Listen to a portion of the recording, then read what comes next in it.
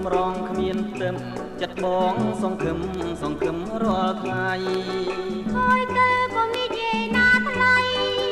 ហើយទៅក៏និយាយណាថ្លៃខ្ញុំគ្មានបាតីនឹងថ្លៃសងទេខ្ញុំគ្មានបាតីនឹងថ្លៃសងទេខ្ញុំមានគូហើយប្រកបស្រោចឡើយនាំឲ្យខ្មាស់គេចិនប្រងពិនជាស្មងនឹងស្នេហ៍ចិនប្រងពិនជាស្មងនឹងស្នេហ៍គុំឆ្លើយថាទេណាអូនគុំឆ្លើយថាទេណាអូន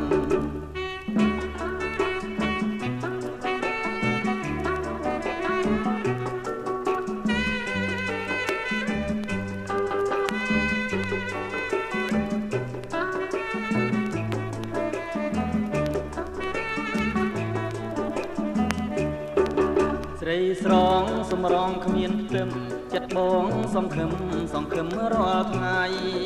ហើយទៅក៏និយាយណាថ្លៃ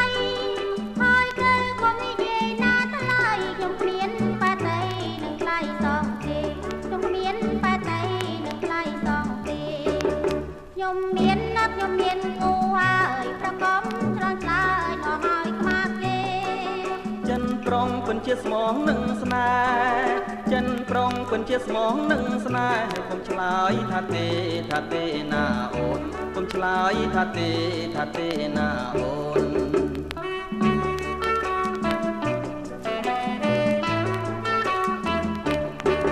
ស្រីស្រងសម្រងគ្មានផ្ទឹមចិត្តបងសង្ឃឹ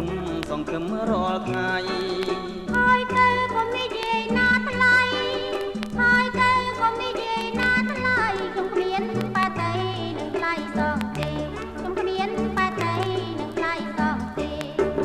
ខ្ញុំមានគូហើយប្រកបស្រោចឡើយនាំឲ្យខ្មាស់គេចិនប្រងពិនជាស្មងនឹងស្នេហ៍ចិនប្រងពិនជាស្មងនឹងស្នេហ៍គុំឆ្លើយថាទេណាអូនគុំឆ្លើយថាទេណាអូន